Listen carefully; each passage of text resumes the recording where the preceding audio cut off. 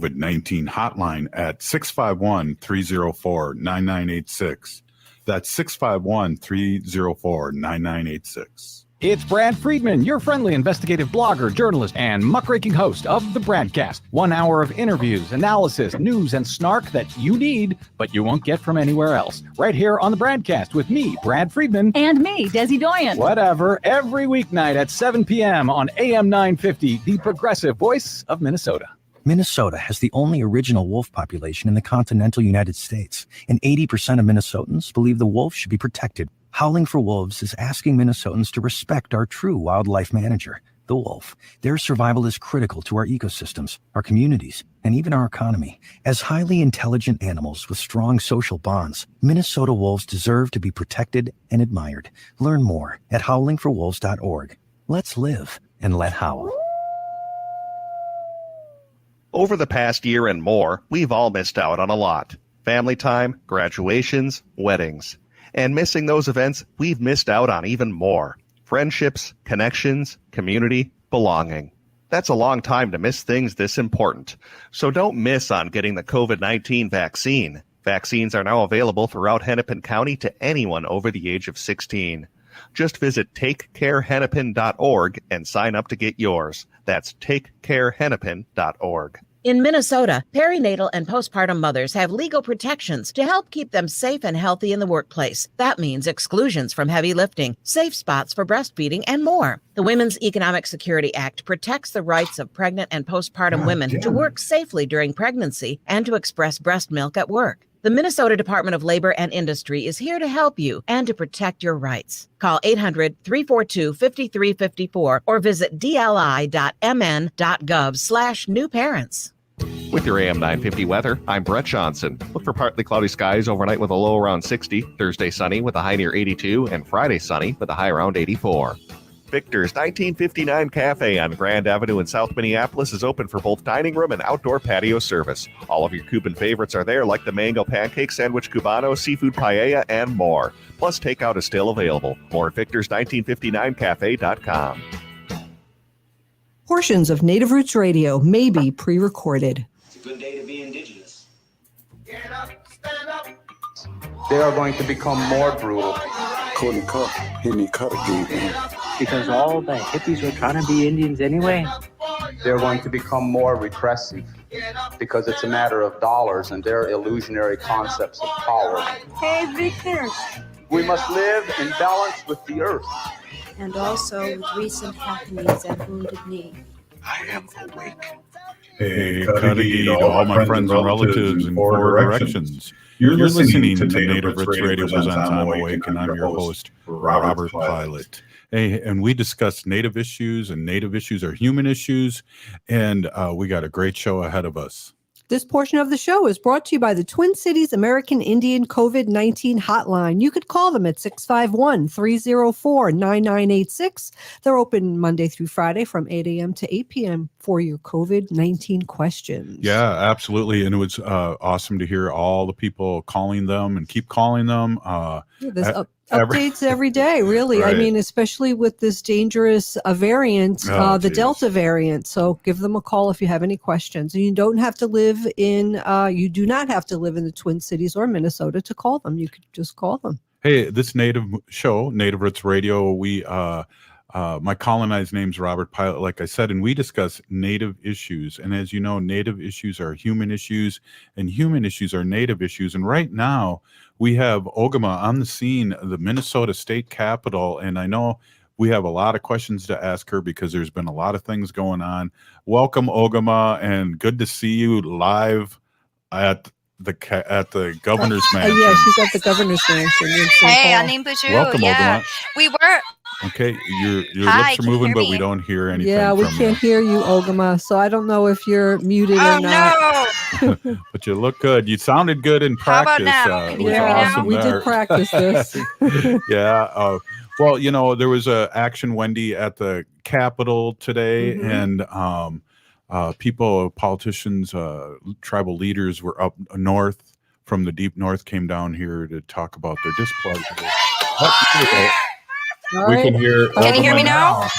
Yeah. Hi, Bonjour, Anine, everybody. Sorry about the technical difficulties. I'm here at the Governor's Mansion in Minnesota.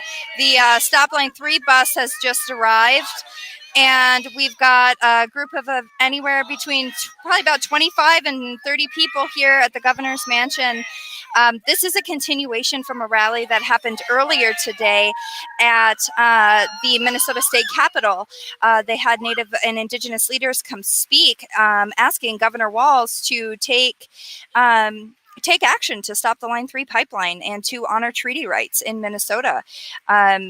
I don't know if any of you have heard, I know I've reported on it a couple of times, but the Enbridge Line 3 pipeline has already had a breach on the Willow River on July 6th. While they were in the process of drilling the hole to put the pipe in, they had a breach and hit an aquifer and dropped a bunch of drilling fluid. I think anywhere between the estimate is 50 and 100 gallons of drilling fluid, bentonite clay, which suffocates marine animals, and heaven only knows what else they have into that drilling clay that they dropped into the Willow River there. And this rally has continued, like I said, since the rally at the Minnesota State Capitol today. This rally is being primarily led by Tasha Martineau, who is over here helping to lead the chants. There's a lot of children present. I mean, our youth are really showing up for this one. So that's really always great to hear and to see. My own daughter's here with me today. And we've been here. It looks like the rain's quit, so I don't know if that's a good thing or a bad thing with that drought we're having, right, Robert? Exactly. Hey, oh, there she is. There's the second in command over there with Ogimaa's family. Can you tell us a little more in depth? Who spoke at the Capitol earlier today?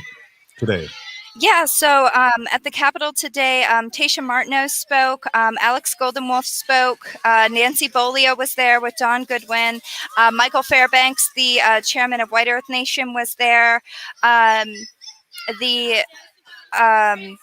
The South Sound Street Medics, I think is what they're called. They were there, and then they had the Iron Boy drum group there who opened and closed the ceremony as well. I seen Andy Pearson there. We seen lots and lots of, Sherry Kuchar. Sherry Kuchar was there. That was really exciting as well. They had the entire Capitol. If you've ever been into the Minnesota Capitol building, it's a big circular room in the main lobby.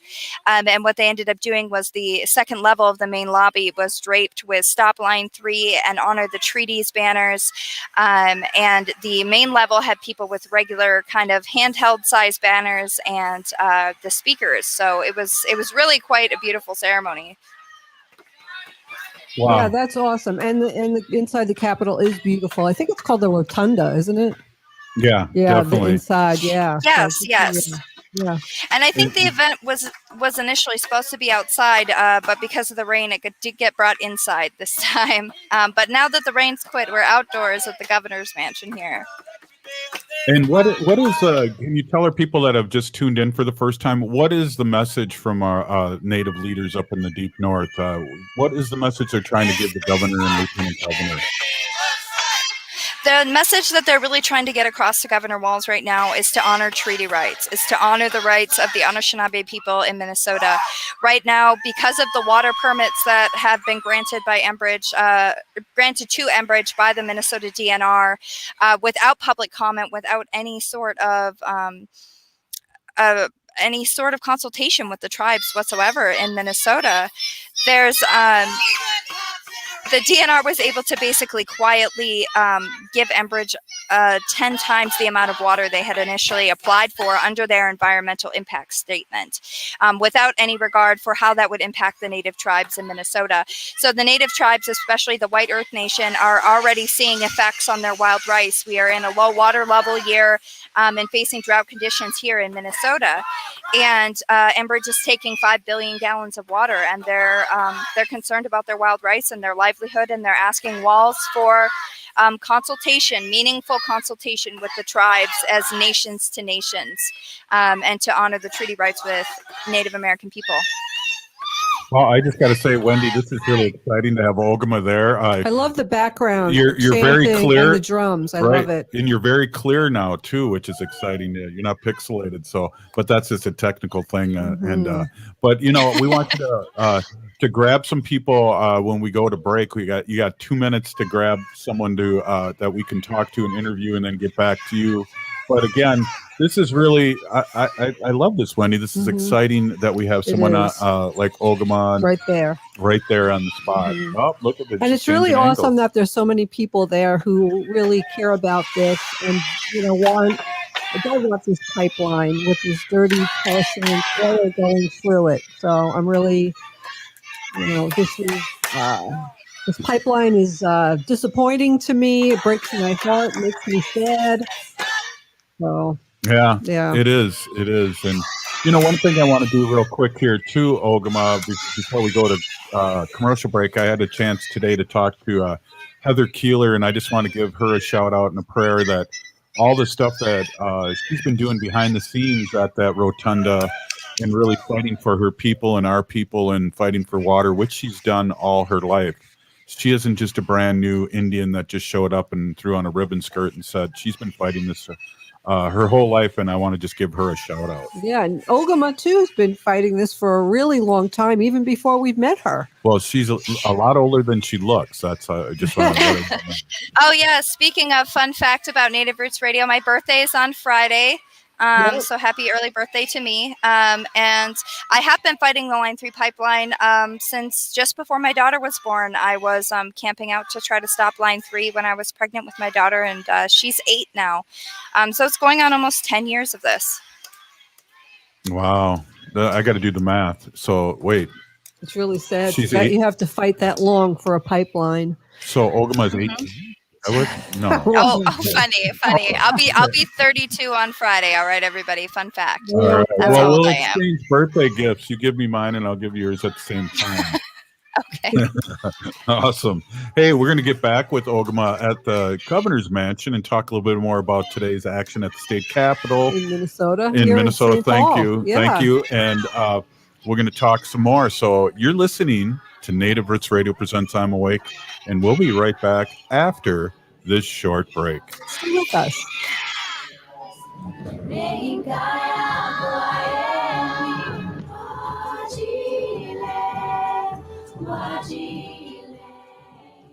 We have vital information we would like to share with you. The Department of Indian Works St. Paul partnered with the Minnesota Department of Health to open the Twin Cities American Indian COVID-19 hotline. They provide information on testing sites, isolation space, vaccines, housing assistance, and food resources. If you or someone you know has questions about COVID-19 or has questions to determine if you should get tested, please call them at 651-304-9986. Again, the number is 651-304-9986. The Twin Cities American Indian COVID-19 hotline is open for calls Monday through Friday from 8 a.m. to 8 p.m. Call the Twin Cities American Indian COVID-19 hotline at 651-304-9986. That's 651-304-9986.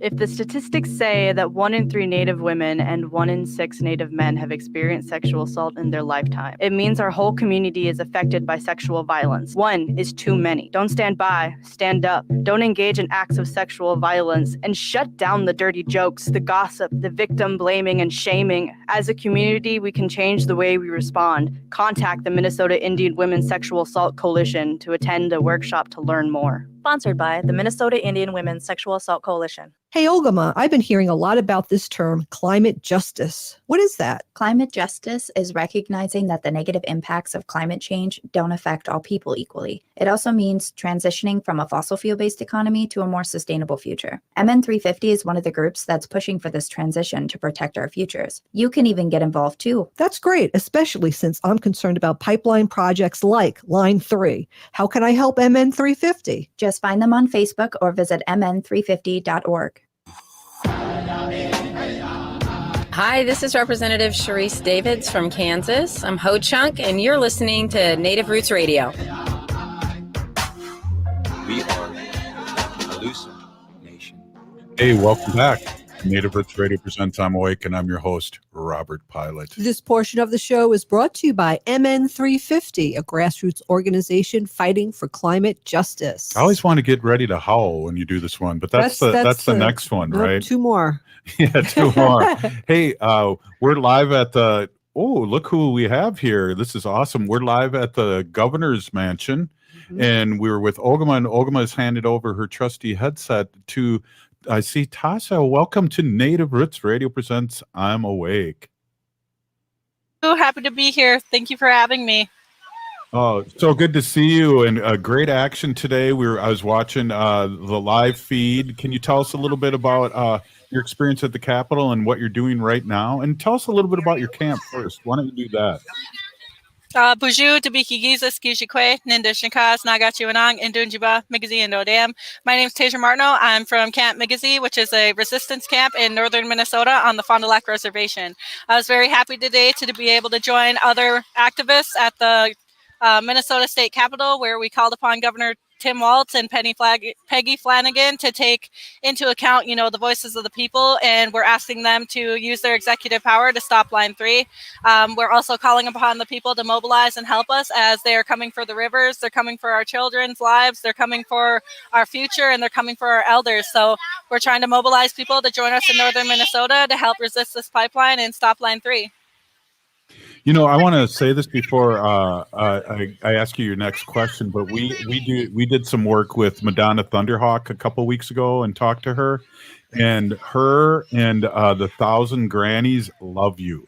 They love you. They support you. It was really you remind them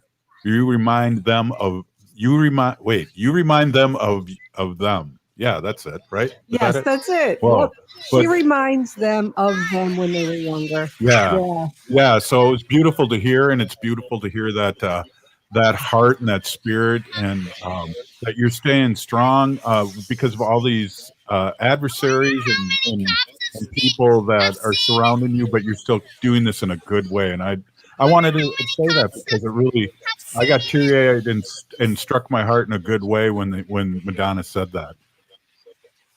Yeah, it was absolutely beautiful to meet with the Lakota elders, and recognizing that even though Minnesota is the treaty territories of the Anishinaabe people, this is also the ancestral homeland of the Lakota, Nakota, Dakota people. And so by welcoming them home when they came to Camp Migizi, and being able to meet with so many elders who, support that good way of life and reminding us to stay strong even in the face of adversity, was absolutely beautiful. In that spirit of those who came before us, we're holding space outside of Governor Tim Walz's mansion today and reminding him that we're still here. We still need his voice. We still need him to speak up for his constituents and those who voted him into the place where he is today. And we're asking him to stop Line 3. Wow, that's great. How can we support your camp? I want to specifically talk about your camp. Is there a website, a Facebook page? How can we follow you and support you? We do have a Facebook. It's Migizi Will Fly, Camp Migizi on Facebook. We have an Instagram. We most recently made a TikTok. I guess TikTok is the new thing. And we also have a Twitter. People are able to support us by means of monetary donation through Venmo, PayPal, and even just coming on out to the camp and, joining us for a bite to eat, cooking a meal with us. We're a very open camp. You don't have to be arrested in order to be part of a resistance camp. There's space for everyone at camp, and we'd be so happy to meet each and every single one of you. And we look forward to meeting everyone on the front line. Wow, that's great. That's awesome. Before I let you go, because I know you're busy and you got to get that megaphone out and see if our governor is listening and seeing us, because we're not invisible as our audience and us, we all know. Give us a quick rundown of what you want us to say to the governor, and then also what action you want us to take with you. We'd like to call upon Governor Tim Walz, to use his executive power to help stop this project. If he continues to refuse to acknowledge that as Indigenous people, we are still here, we're going to continue holding space here outside of his mansion so that he can remember that he is on Native land. Wow, beautiful. Thank you so much for stopping in with us. Your work is beautiful, and we put tobacco out for you and your family every day because we know this is not easy. All right. Thank you all so much for having me. I love Wendy you all. I don't know if it's just a general question. Is there any way anybody could know for sure whether the governor is actually at home right now in the mansion, or there's really no way of knowing that? I'm just curious. That's all. No, I don't think so. Probably nobody knows There's whether those he's big really iron there gates or there, not. Yeah. right? All right. Unless you check the schedule, but yeah, I saw a lot of press there, and it looked like a good action at the Capitol, and Summit Avenue has a lot of people driving down. So I think it's beautiful. Thanks again, Tasha. Thank you so much for being on. Thanks for having me, Geek and Woman. Yeah. Thank you. Yeah, they do get a lot of traffic on Summit Avenue, so it will bring a lot of awareness. Yesterday Ogimaa was talking about, there's a lot of people who don't even know about Line 3. They don't even know that it's happening. They don't understand why it's happening and why we're trying to stop it. So people driving up and down Summit Avenue will be able to, be aware now of what's going on, and by seeing their signs and stuff. People, when I'm out and about and I see somebody holding up a sign and I don't understand what it is, right when I get home or I could stop, I'm looking on my phone, like Googling what that is, so I could find out what's going on. Well, one of the cool things in the inner city here, we drive around a little bit. Excuse me. Mm-hmm. A sneeze. Okay. We drive around a little bit, and we see stop line 3 signs all the time. Yeah. And so it's interesting. I'm sure people will be honking. Let's get Ogimaa back on there and tell us what's the temperature there and what's happening. Whoops. We're fighting with each other's buttons. I got you now.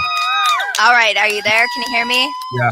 Yep. We can All hear right. you. So I don't know what the temperature is now, but I can tell you that just about 15 minutes ago, Lieutenant Governor of Minnesota, Peggy Flanagan, has finally released a statement about Line 3.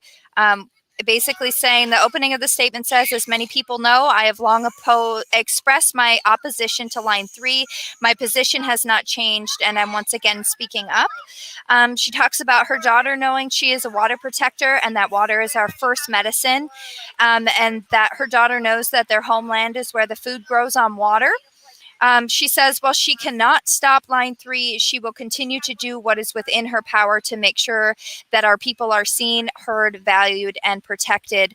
Using my voice is an important part of that work, and that is what Lieutenant Governor Peggy Flanagan just released about 15 minutes ago on the Line 3 pipeline topic. And I know that we've been waiting for a statement from her for quite some time, right, Robert? Gosh, yes, Wendy. Oh my gosh, that's great. So that's invite her to all the actions that you go to, Ogimaa, and maybe she can be the first one we interview when you have these actions, when we're covering these actions.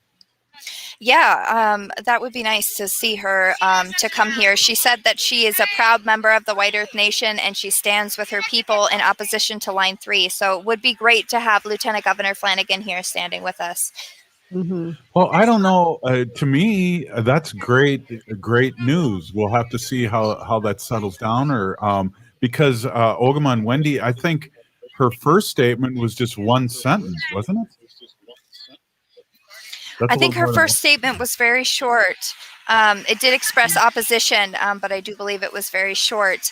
And this is a bit of a longer statement. And I know that from the Indigenous community, a lot of us have been, pretty hurt by her silence on this issue. But, those of us that still hold faith have been wondering, what's happening behind closed doors?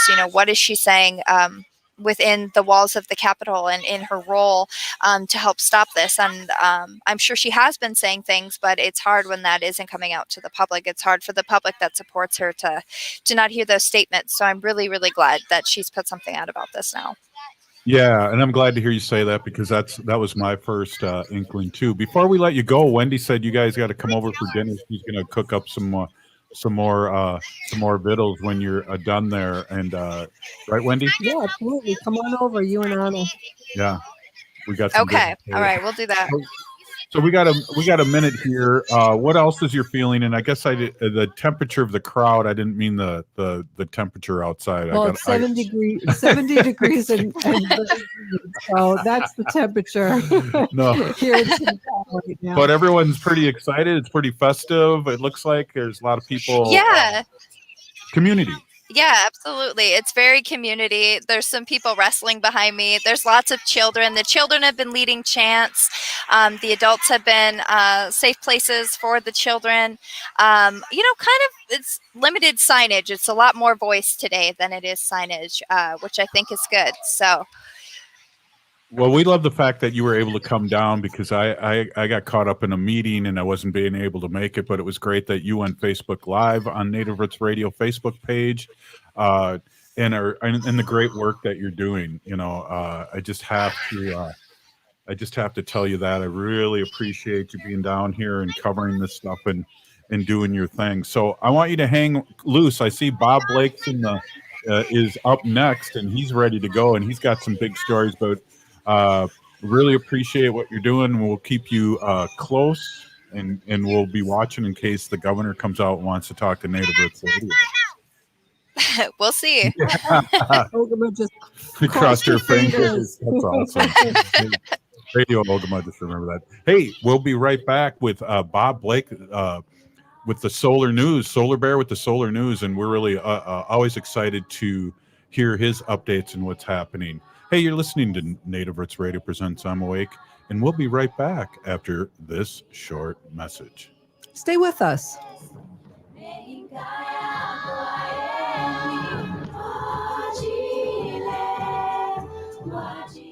If you're hurting in your relationship or have been affected by sexual violence, you're not alone. Strong Hearts Native Helpline can help you through these difficult and uncertain times. Strong Hearts Helpline is a free 24/7 confidential domestic dating and sexual violence helpline for Native Americans. Help is available by calling 1-844-762-8483 or by clicking on the Chat Now icon on strongheartshelpline.org. This message is sponsored by the National Indigenous Women's Resource Center.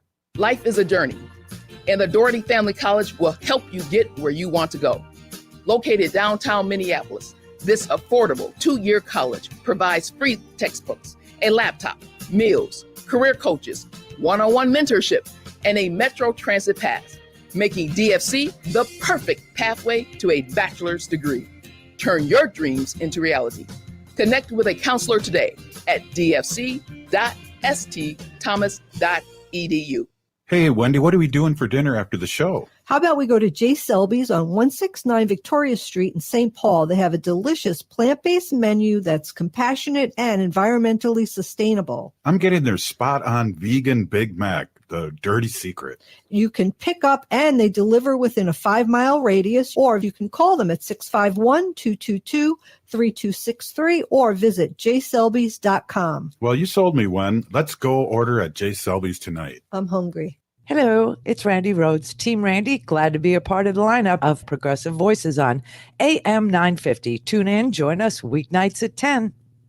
In Minnesota, perinatal and postpartum mothers have legal protections to help keep them safe and healthy in the workplace. That means exclusions from heavy lifting, safe spots for breastfeeding, and more. The Women's Economic Security Act protects the rights of pregnant and postpartum women to work safely during pregnancy and to express breast milk at work. The Minnesota Department of Labor and Industry is here to help you and to protect your rights. Call 800-342-5354 or visit dli.mn.gov/new parents.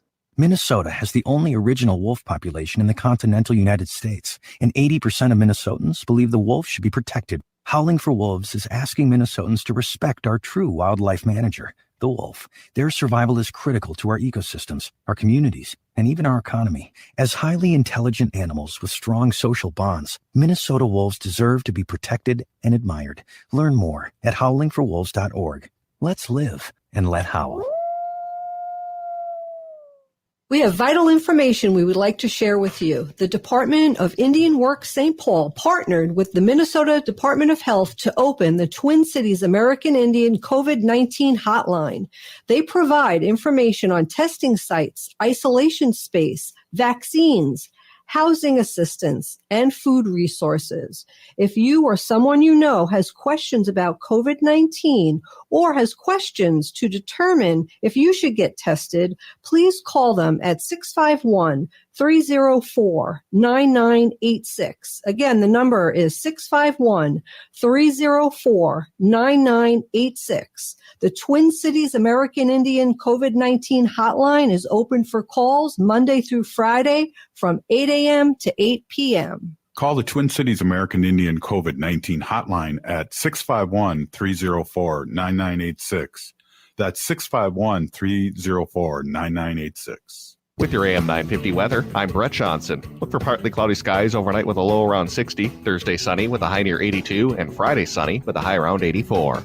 It's been 756 days since the last Twin Cities Pride event, and fortunately, it's back this weekend. The 49th Annual Twin Cities Pride Festival will be at Loring Park this Saturday and Sunday, and it'll feature local BIPOC and LGBTQ plus vendors, a food court, a beer garden, and music stages. Details at tcpride.org. This is Winona LaDuke of Honor the Earth, and you're listening to Native Roots Radio. I'm awake. We are Alusa Nation. Hey, welcome back. Native Roots Radio presents I'm Awake, and I'm your host, Wakanja Hade. This portion of the show is brought to you by the Minnesota Indian Women's Sexual Assault Coalition. Well, it's Wednesday, and, it's great. Ogimaa is at the governor's mansion, was at the state capitol live, and now we have the solar news and with Solar Bear, and which AK is Robert Blake from Red Lake. And we really appreciate you. There you are. We have all this positive news and what's going on, and then we have some things that that we can look forward to, and then also things that are not good in our thing. But Robert, welcome. It's always great to have you on these Wednesdays. Hey everyone, how's it going? It's going good. Hey Robert, I've got 3 great stories to share with you tonight.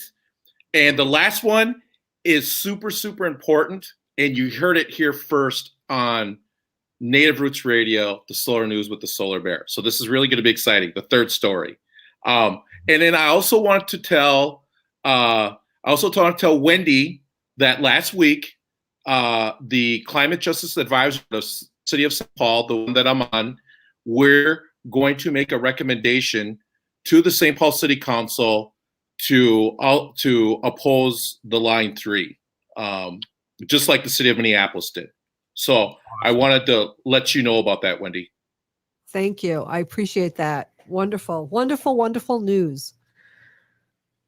So Robert, the first story I wanted to tell you real quick is the Department of Energy has awarded $12 million to tribal communities to maximize deployment of energy technology. So they just awarded grants all across the country to different tribes that, and I personally went through this process. So it's a very intensive process, but tribal nations are able to go ahead and apply for this grant, and they can get, upwards of X amount of dollars to help them, put solar, wind, whatever it is, but this is great news, and this just came out from the Department of Energy because, Robert, they were decimated by the Trump administration. People don't know this, but the Trump administration decimated the Department of Energy. So they're just now started to getting people back in there and filling those positions. Wow, that is exciting news. Gosh, great news, Robert.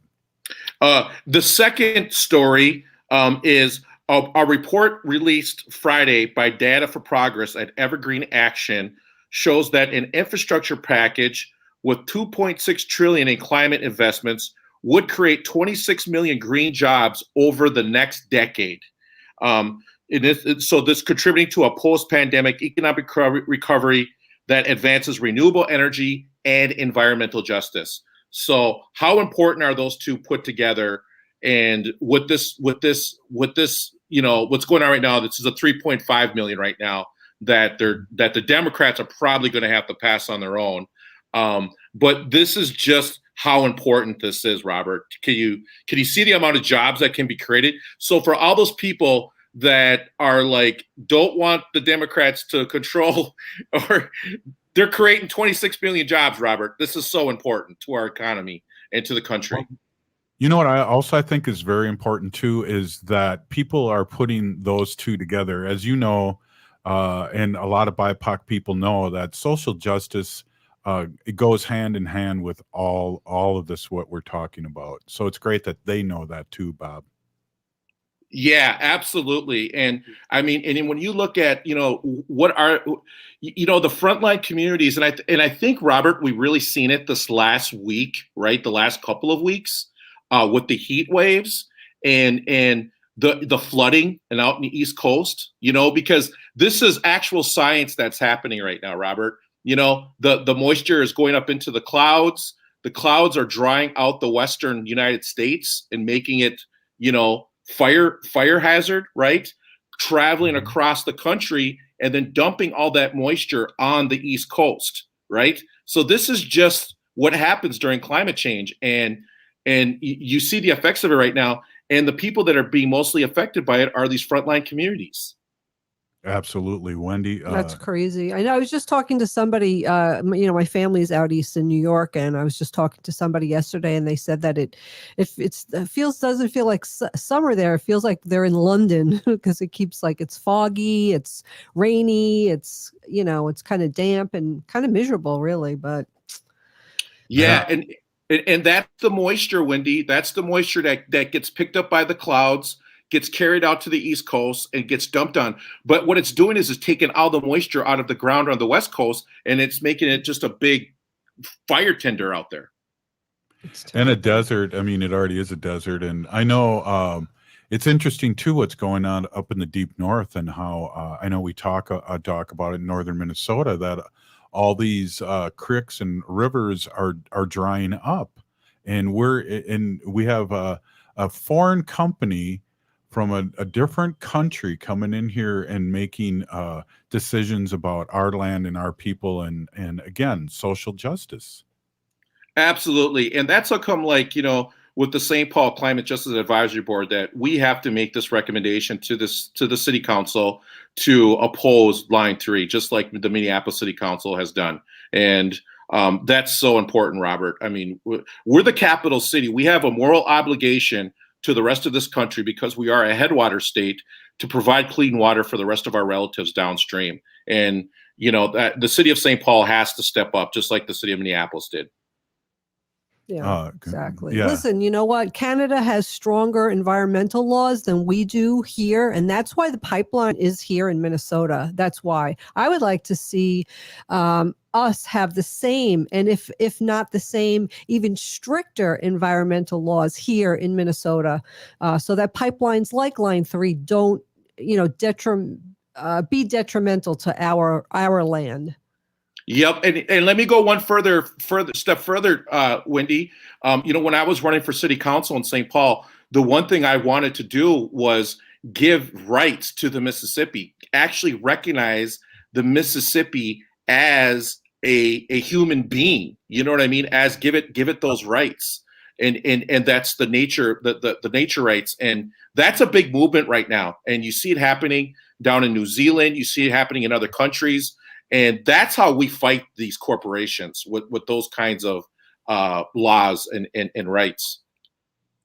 Yeah, I always think about are there reptilian minds that are running these corporations? I mean, are they not seeing the same things we are? Is greed blinding them so much? I mean, we love a tree, but there's no value to a tree until it's torn down and chopped up. I mean, that's kind of what we got going here, Bob. Absolutely. And Robert, I want to get to this next story, but because this is really important, but I want to say this to you. Do you remember that part in Wall Street, that movie Wall Street with Charlie Sheen? And he's walking down the hallway with the old guy, Hal Holbrook. And Hal Holbrook says to Charlie Sheen, he says, "Bud, the funny thing about money is it makes you do things you don't want to do." Mm-hmm. Yeah. You know what I mean? That's exactly what happens to human beings. Money makes us do things we don't want to do. But listen, Robert, I want to tell you this great story, and this needs to go out to all of tribal country right now, and that you heard it here first. But the Morongo band of Indians down in New Mexico, down in Arizona, basically became owners of a transmission line, because what happened was Southern California Edison was carrying energy to Southern California, right? Well, they were going right through the tribal nation, and they weren't, basically paying them to do this. Kind of like how you run pipelines through tribal reservations and you don't pay them, same exact thing, right? Well, they had to redo this, right? They had to redo this agreement with the tribe, and guess what? The tribe became owners of the part of this transmission line. Now, this is huge, Robert, because what's going to have to happen is transmission lines all across the country are going to have to be replaced, because they're going to be carrying renewable energy. And what I want all tribal nations right now is to look at this case study that happened in Arizona with this particular tribe and copy it, because we need all tribal nations to become their own tribal utilities, carrying their own energy, and us having a say exactly on how energy is being developed and being distributed here on Turtle Island. That's why this is so important.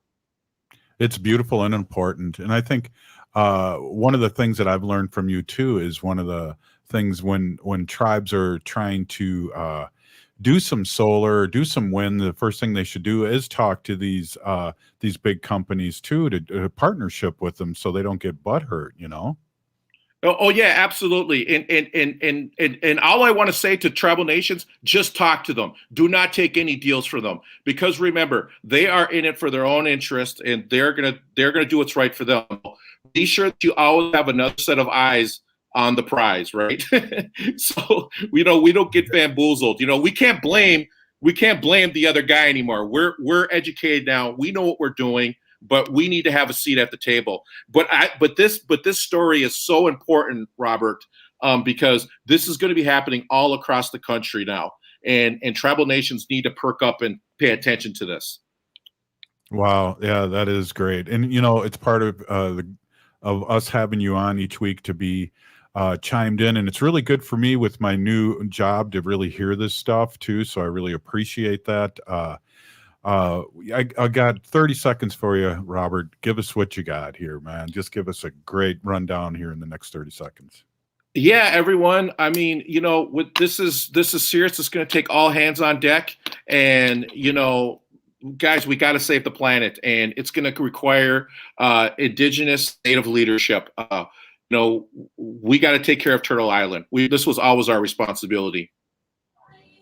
And it still is, and we're the last line of defense for Mother Earth, and I really appreciate your updates, Robert. Hey, thanks again for doing everything that you do for us Native people in Turtle Island and Mother Nature. And thanks for the update with the St. Paul City Council. I'm going to be emailing Chris Tolbert. He's my guy. All right, perfect.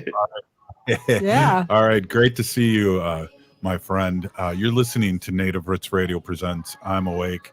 And hey, we'll be right back. And I don't know, we might check in with Ogimaa, and I know you have some sad news to talk about. We'll be right back. Stay with us. Hey, Ogimaa, I've been hearing a lot about this term, climate justice. What is that? Climate justice is recognizing that the negative impacts of climate change don't affect all people equally. It also means transitioning from a fossil fuel-based economy to a more sustainable future. MN350 is one of the groups that's pushing for this transition to protect our futures. You can even get involved too. That's great, especially since I'm concerned about pipeline projects like Line 3. How can I help MN350? Just find them on Facebook or visit mn350.org. Hey, Cudahy to all my friends and relatives in four directions. This is Robert Pilot of Native Roots Radio Presents I'm Awake. I'm here to ask you for your support. Finding honest Native-centered news is not easy, But with your support, we're able to provide accurate information about Standing Rock, Line 3, treaty violations, and COVID-19 in our Native communities. Please visit Native Roots Radio Network on Patreon and donate if you can. That's Native Roots Radio Network on Patreon. Pinigigi, and thank you for your support. Over the past year and more, we've all missed out on a lot. Family time, graduations, weddings. And missing those events, we've missed out on even more. Friendships, connections, community, belonging. That's a long time to miss things this important. So don't miss on getting the COVID-19 vaccine. Vaccines are now available throughout Hennepin County to F16. Just visit takecarehennepin.org and sign up to get yours. That's takecarehennepin.org. COVID-19 vaccines are safe, effective, free, and approved for everyone over the age of 12. Need help getting a COVID-19 vaccine? Trusted community connectors can find vaccination sites, make appointments, answer questions, and provide interpretation. To learn more about scheduling a free appointment or find a community connector, visit ramseycounty.us/COVID vaccine. That's ramseycounty.us/COVID vaccine. Hi, I'm Jane Fonda, and you're listening to Native Roots Radio. Welcome back to Native Roots Radio presents On Way. Thanks, Jane, for the shout out. Yeah, this portion of the show is brought to you by Howling for Wolves, protecting wolves for future generations. Oh, we're going to have Ogimaa just jumped on to do that. We're going to hopefully David Knoyer, who's going to be hosting the show tomorrow, sees that that's what he's got to do is he's got to howl, during this part that Ogimaa is going to read. Read it. Let's try it again. Maybe I'll try and see if I can get David Knoyer on to howl with us. Sure. Native Roots Radio. This portion of the show is brought to you by Howling for Wolves, protecting wolves for future generations. Getting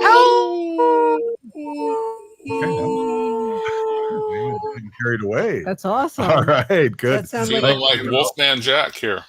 That's right. a legit wolf howl. He said Wolfman Jack. That's right. KDWB. Okay, I'm taking you off now. Great to see you, Dave. Yeah, David Knoyer will be hosting with our crew tomorrow, and we're looking forward to. I hope he doesn't do too good of a job, though. He's going to do a really good job. I'm a little worried. I know. All right, it's going to be okay, Robert. All right. All right, thanks. Hey, I want to introduce my awesome, beautiful wife, Wendy. Wendy's been an animal advocate for many years, and she works on animal issues in the state and local venue. And also, you are, I used to have the Humane Policy Volunteer Leader for the Humane Society of the United States. Welcome, and tell us your name. Thank you, Robert. My name is Hanajihihani, and that means cares for them. And I was given that name by my Dega, Curtis. Mm-hmm. Curtis's Native American name is Mashke Hanajinga, and that means walks on white clouds. So as always, Curtis, thank you for that beautiful name. I really appreciate it. I woke up this morning all week long. Let me start off. All week long, I've been talking about what's going on in Utah. The Onaquai horse herd is being rounded up by the BLM, which is the Bureau of Land Management out there. Mm-hmm. Because they are saying that the horses are in really bad condition. There isn't enough ground food for them to eat, and they need to get rid of the horses because they're in bad shape. But in the reality of it is they are working and acquiescing to the cattlemen and ranchers that want to bring 25,000 herd of cows and sheep, which will really decimate that area. But anyway, they have to get the horses off that land so that the cows and the sheep can graze, so that they can be killed and we could eat them. So anyway, these Onaquai horses have been in this area actually for centuries, and what people and advocates have been doing for months now is pleading with the government and President Biden and Secretary of Interior Deb Haaland and everybody else to please stop this roundup. So what happens is they get helicopters, and the helicopters fly down low, and they terrify these horses, and they round them up. The horses are put into tractor trailer trucks, and they're brought to a government-owned area, like a pen area, where they're held until they're adopted. But what happens is they're not really adopted. What happens is they're called kill buyers, and these kill buyers from Mexico and Canada show up at these places, and they buy the horses pound per pound, and then the horses are sent to slaughter in Mexico and Canada because they could make a lot of money, and then the meat of the horses go to overseas for human consumption. So this is what's happening right now, and I really got bad news this morning. I was hoping the roundup was postponed for one day. They were looking at more data and blah, blah, blah. That's all I could say about that. But this morning at 9 a.m., I got an update that the roundup had occurred, and that was already a truckload of these horses that were going to this government stop. Now, I'm friends with this woman, Jen, on Facebook, and she runs a horse rescue. And I think it is in Utah, but she's helping people, and she's going there, and she's working with the BLM, the Bureau of Land Management, if they will work with her. And she wants to get as many horses out as possible, and she wants sanctuaries also to work with her. But if you live in Utah or you live anywhere in the United States and you can adopt these horses, I have her email address. It's right here. It's Red Birds Trust. You could find them on Facebook, Red Birds Trust, and it's redbirdstrust@hotmail.com. So redbirdstrust@hotmail.com. And you can go there, and you could email them and tell them that you're interested in these horses, and they will give you the information, the process that you have to go through to get these horses. Now, the thing that they're really concerned about, these are horse people. Now, I don't know anything about horses, honestly. But horses need to stay together. And Ogimaa had up a picture of I'll put it up of these horses. And this was taken one day before the roundup. So for those who can't see our Facebook page, this is a family. So this is a mare, male and female horses, and their two babies. And they stay together, these horses. Like, they live together, they walk together, they stay in the herd together, and they're a family unit. Now, when these helicopters come and terrify these horses, the horses run every which way possible, right? So these family units are getting displaced. And what this woman, Jen, from Red Birds Trust, wants to do is, since she knows these horses and she's been watching them and taking pictures of them and learning about them over the years, she knows kind of who belongs to who. So what she's going to try to do is actually try to get them to get together, right? Try to get the family units back together, which she really does feel is impossible, which she wrote. She feels it's impossible, but she's going to try her very best to do that.